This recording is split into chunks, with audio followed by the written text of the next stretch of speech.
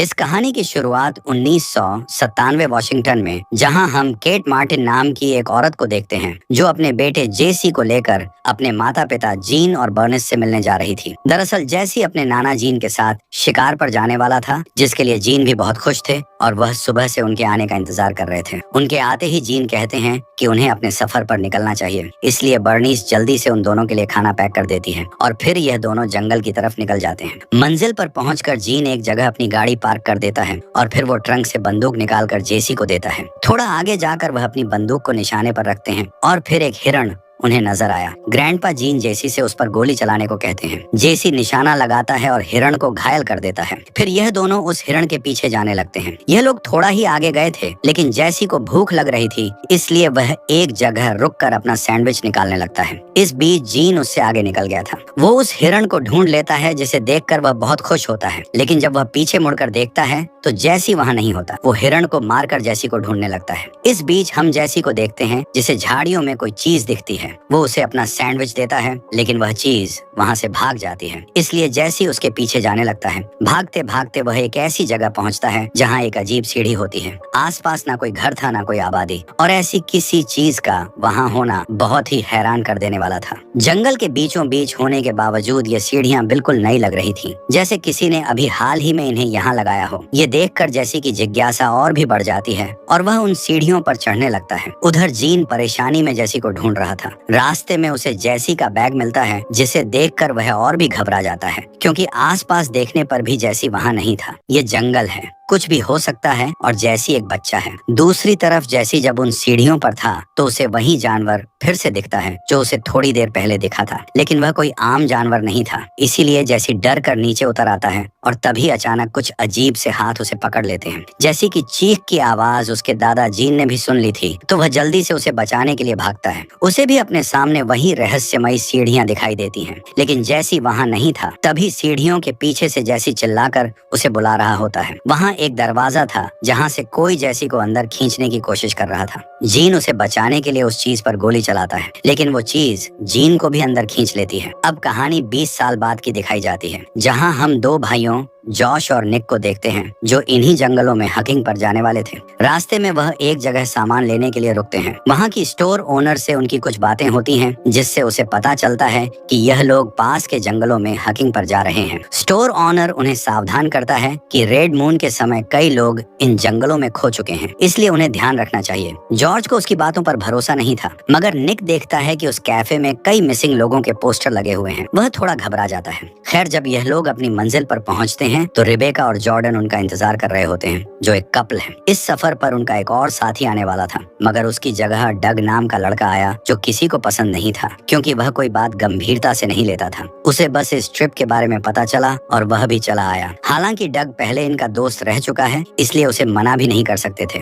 इसलिए यह लोग अपने बैग्स पैक करके जंगल की तरफ अपना सफर शुरू कर देते हैं। 5 घंटे चलने के बाद सब थक गए थे, लेकिन रेबेका बताती है कि अभी तो वह आधा रास्ता भी नहीं चले हैं, इसीलिए वह रुककर आराम नहीं कर सकते। लेकिन थोड़ा और दूर जाने के बाद सब आराम करने का फैसला करते हैं, क्योंकि निक बहुत थक चुका था। तब जोश जब निक का बैग उठाने में मदद करता है तो उसे अंदाजा होता है कि निक ने जरूरत से ज्यादा सामान बैग में भर लिया है। सब उसका मजाक उड़ाते हैं और उसे सलाह देते हैं कि एक्स्ट्रा सामान वहीं छोड़ दें। जॉश अपने भाई की मदद करता है। थोड़ा आगे जाने पर उन्हें एक झोपड़ी मिलती है। ये देखकर वह थोड़े हैरान होते हैं कि आखिर ये किसने बनाई होगी, लेकिन लड़कियों को यह जगह कुछ ठीक नहीं लगती, इसलिए वह आगे बढ़ने का फैसला करते हैं। आगे जाकर जब रेबेका अपनी शूलेस बांधने के लिए रुकती है तो बाकी सब थोड़ा आगे निकल जाते हैं। तभी रहस्यमय एक डरावनी सी औरत वहाँ आ जाती है। वो सीधे रेबेका की तरफ बढ़ रही थी। रेबेका ने जब उसके घायल पैर देखे तो डर के मारे अपना सिर उठाती है, लेकिन उस औरत का चेहरा तो और भी ज्यादा भयानक था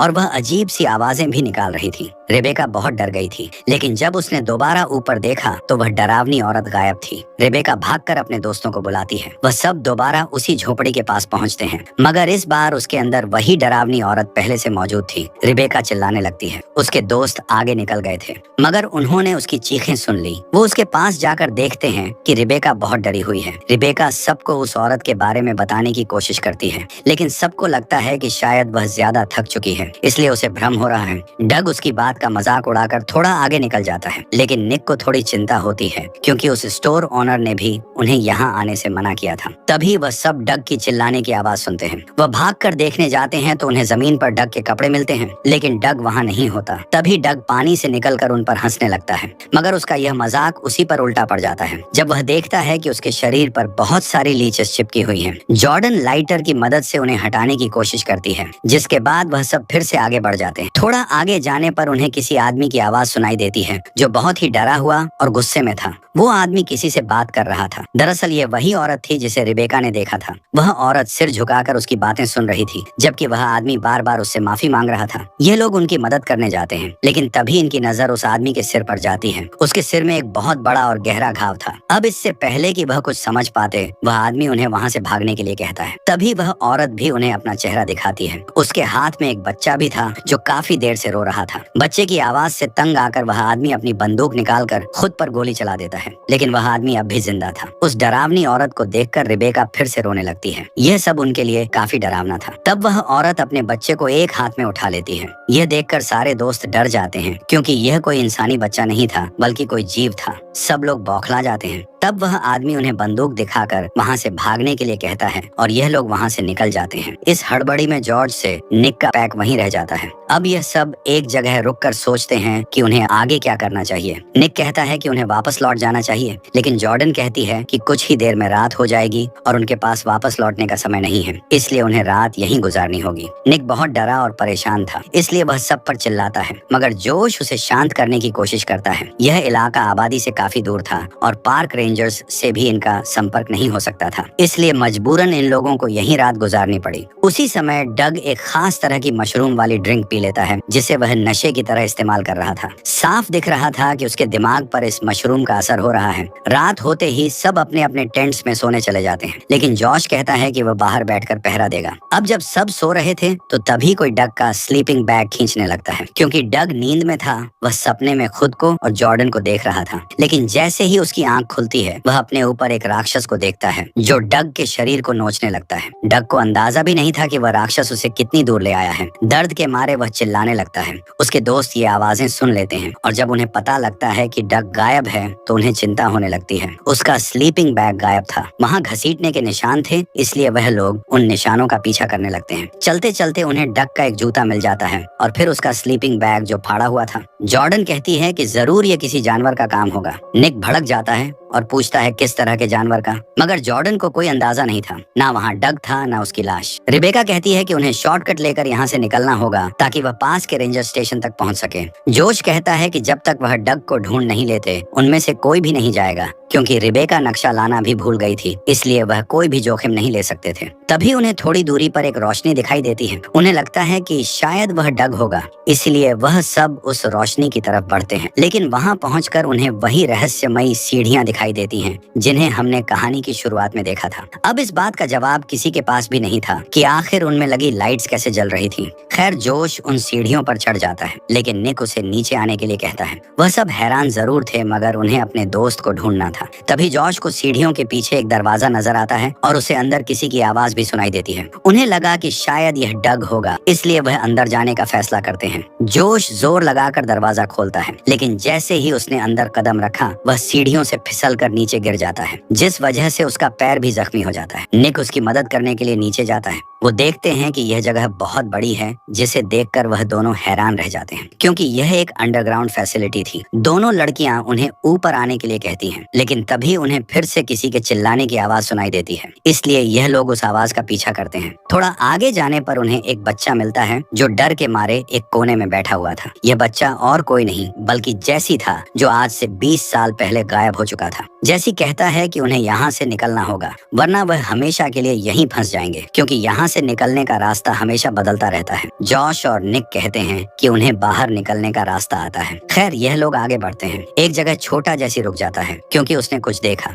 जब जोश और निक उसके पास आए और सामने की तरफ रोशनी की तो उन्होंने भी एक भयानक जीव को देखा। सब लोग भागने लगे और अंत में वो उस दरवाजे के करीब पहुंच गए। जोश कहता है कि शायद वह चीज चली गई है, मगर अचानक पीछे से हमला करके वह राक्षस जॉश को मार देता है। निक अपने भाई को नहीं बचा सका, मजबूरन उसे भी बाहर आना पड़ा। वो बहुत दुखी था। उसके साथ अब जैसी भी बाहर आ चुका था। अपने भाई की मौत से निक पूरी तरह टूट चुका था। दोनों लड़कियां उसे भागने के लिए कहती हैं, मगर निक वहीं लेट जाता है। तभी वह राक्षस जोर जोर से दरवाजा तोड़ने की कोशिश करने लगता है। अपनी जान बचाकर इन लोगों को वहां से भागना पड़ा। भागते भागते निक एक गड्ढे में गिर जाता है। जहां बहुत सारी लाशें पड़ी थी, वहां उन्हें डक की लाश भी मिलती है। ये देखकर सबके होश उड़ जाते हैं। अब उन्हें किसी भी तरह वहां से निकलना था, इसलिए वह बिना रास्ता देखे वहां से भागने लगते हैं। तभी रेबेका एक ट्रेलर देखकर रुक जाती है जो वहां पार्क किया हुआ था। वह चारों जल्दी से उसकी तरफ भागते हैं, लेकिन जैसे ही रेबेका अंदर जाने वाली होती है, वह राक्षस उसे पकड़ लेता है और इससे पहले कि उसके दोस्त कुछ कर पाते, वो राक्षस उनकी आंखों के सामने रेबेका को मार देता है। रेबेका का खून देखकर निक को अंदाजा हो जाता है कि अब वह नहीं बच पाएंगे, इसलिए वह जल्दी से ट्रेलर का दरवाजा बंद कर देता है। जैसी कहता है कि यह राक्षस उन्हें जिंदा नहीं छोड़ेगा क्योंकि वह हमेशा भूखा रहता है और उसे अपने बच्चों को खिलाने के लिए शिकार करना पड़ता है। एक बार जब वह किसी इंसान की गंध सूंघ ले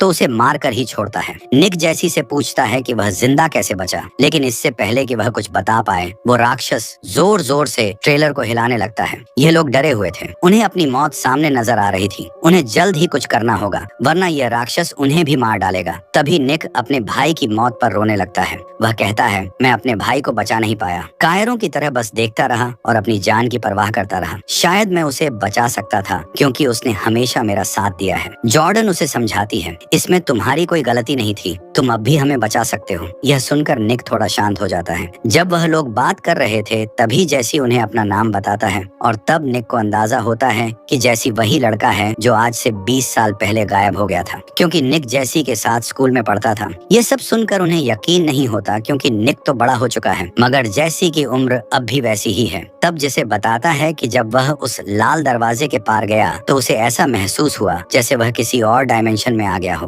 वह बताता है कि उन्हें कई बार वहां से निकलने के रास्ते मिले, लेकिन वह कभी बाहर नहीं निकल पाए क्योंकि वह राक्षस हमेशा उनके इंतजार में रहता था और वह दरवाजा अपनी जगह बदलता रहता था। इसका मतलब ये हो सकता है कि जैसी ने शायद टाइम ट्रेवल किया या उसके लिए समय बहुत धीमा गुजरा। यकीन करना मुश्किल था, मगर इस फिल्म में बहुत कम सवालों के जवाब मिलते हैं। कुछ देर बाद जॉर्डन को एहसास होता है कि बाहर शांति है। शायद वह राक्षस अब यहाँ से जा चुका है, इसलिए उन्हें बाहर जाकर देखना चाहिए। निक उसे रोकता है, लेकिन जॉर्डन समझाती है, हम हमेशा के लिए यहाँ छिप कर नहीं रह सकते। ड्राइवर के कैबिन से जॉर्डन को एक राइफल मिलती है, साथ ही कुछ बुलेट्स भी। अब निक और जॉर्डन बाहर जाते हैं, जबकि जैसे ही कुछ बर्तन बाहर फेंकता है ताकि वह राक्षस आकर्षित हो। जैसे ही वह राक्षस उनकी तरफ मुड़ता है, जॉर्डन की बंदूक जाम हो जाती है। बड़ी मुश्किल से वह एक गोली राक्षस पर चलाती है, लेकिन उसका कोई असर नहीं होता और वह एक ही झटके में जॉर्डन को बुरी तरह जख्मी कर देता है। निक जल्दी से ट्रेलर का दरवाजा बंद कर देता है ताकि वह राक्षस अंदर ना आ पाए। निक बहुत ज्यादा गुस्से में था। उसने अपने सारे दोस्तों को खो दिया था। अब उसे राक्षस से बदला लेना था। वह एक गैस सिलेंडर और लाइटर उठाता है और जैसी से कहता है कि उसके बाहर जाने के बाद वह दरवाजा बंद कर दे। वह बाहर जाकर उस गैस कैन को दूर फेंकता है, जिससे वह राक्षस उसकी ओर आकर्षित हो जाता है और जैसे ही वह पास आता है, निक उसकी तरफ लाइटर फेंकता है, जिससे वह राक्षस जलने लगता है। आखिरकार वो राक्षस वहाँ से भाग जाता है। शायद वह जलकर खत्म भी हो गया हो। निक देखता है कि वह रहस्यमयी सीढ़ियां भी अब जल रही थी। तभी जैसी उसके पास आकर कहता है कि मुझे घर जाना है और सुबह होते ही हम दोनों को पुलिस के पास देखते हैं जो उन्हें बचाने आई थी। पुलिस भी यह जानकर हैरान थी कि जैसी वही बच्चा है जो आज से 20 साल पहले गायब हुआ था। तभी जैसी की माँ और नानी उससे मिलने आती हैं। वो लोग एक दूसरे को देखकर हैरान भी थे। काफी कुछ बदल चुका था, मगर जैसी वैसा का वैसा ही था। जैसी अपनी माँ से माफी मांगता है। असल में जैसी के साथ उसका ग्रैंडपा भी उस डायमेंशन में चला गया था, मगर वह बच नहीं सका। पुलिस की पूछताछ के बाद निक को छोड़ दिया जाता है और फिल्म के अंत में हम दोनों दोस्तों को एक साथ देखते हैं जो अब धीरे धीरे रिकवर हो रहे हैं और यहीं पर फिल्म का अंत होता है।